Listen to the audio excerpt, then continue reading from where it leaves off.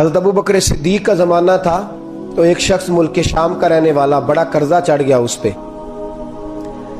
تو وہ حضرت ابو بکر صدیق کے پاس آیا، کہنے لگا آپ امیر بھی ہیں اور امیر بھی ہیں، دونوں باتیں، ایک امیر یہ ہے کہ مسلمانوں کے سربراہ ہیں، اور دوسرا اللہ نے آپ کو مال و دولت بھی عطا فرمایا ہے، تو میرے اوپر قرضہ چڑھ گیا ہے تو مہربانی فرمائیں۔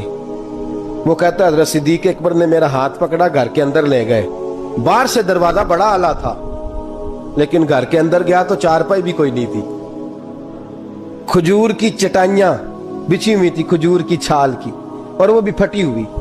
فرماتے ہیں سیدنا صدیق اکبر نے بٹھا لیا مجھے اور مجھے کہنے لگے یار تجھے ایک عجیب بات نہ بتاؤں؟ کہ بتائیے۔ فرمانے لگے 3 دن ہو گئے میں نے اناج کا دانہ بھی نہیں کھایا، کھجور کے اوپر گزارا کر لیتا ہوں میں، آج کل حالات میرے ٹھیک نہیں ہیں۔ لگا جی پھر میں کیا کروں؟ تو آپ فرمانے لگے تو عثمان غنی کے پاس جا۔ کس کے پاس؟ شخص کہنے لگا جی مجھے تو بہت سارے پیسے چاہیے۔ تو آپ نے فرمایا تیری سوچ وہاں ختم ہوتی ہے جہاں سے عثمان کی سخاوت شروع ہوتی ہے، تیری سوچ وہاں تو جو سوچتا ہے نا اتنے ملیں گے، تیری ختم ہوتی ہے سوچ جہاں سے عثمان کی سخاوت شروع ہوتی ہے، تو جا۔ کہنے لگا جی آپ کا نام لوں؟ فرمایا ضرورت ہی نہیں پڑے گی،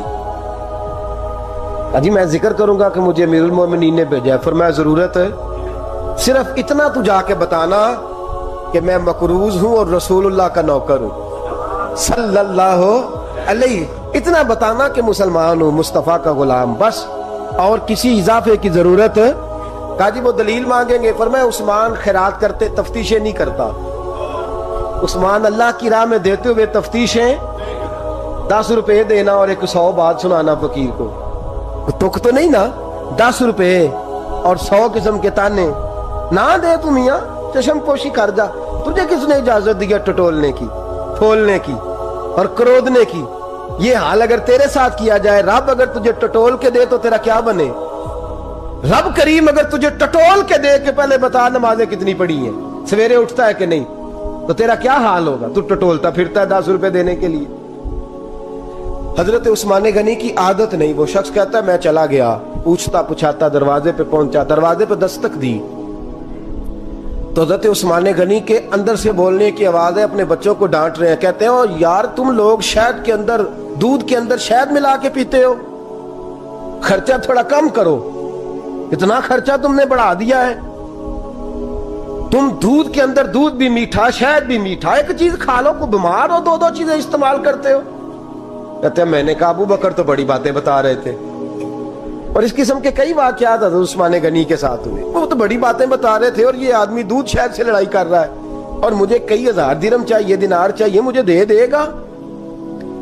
فرماتے ہیں اب وہ ڈانٹ کے باہر آئے، میں دروازے پہ تھا، آتے ہی کہنے لگے میں آیا نا تو جب میں نے السلام علیکم کہا تو وہ سمجھ گئے میں مسلمان ہوں۔ کہتے ہیں وعلیکم کہا تو پہلا جملہ انہوں نے جو بولا وہ ان کے بڑے پن کا مظاہرہ تھا۔ کہنے لگے بچوں کو ایک بات سمجھانی تھی، آنے میں مجھے 1.5-2 منٹ لگ گئے، تو دروازے پہ کھڑا رہا، مجھے معاف کر دینا۔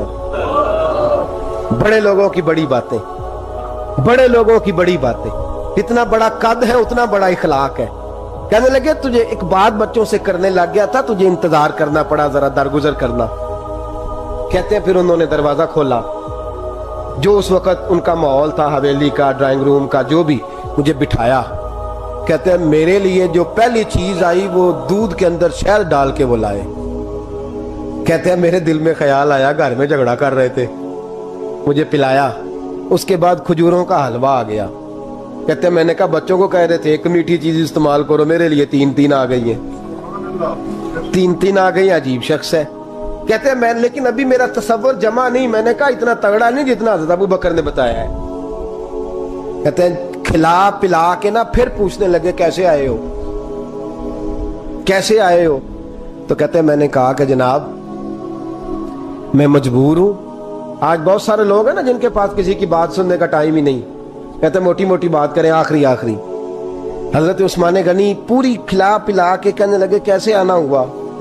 کہتے ہیں میں نے کہا جی میں مسلمان ہوں، ملک کے شام کے مضافات کے ایک گاؤں کا رہنے والا ہوں، کچھ کاروباری مشکلات آئیں تو میں مقروض ہو گیا، میرے اوپر قرضہ ہے، مجھے کچھ پیسوں کی حاجت ہے۔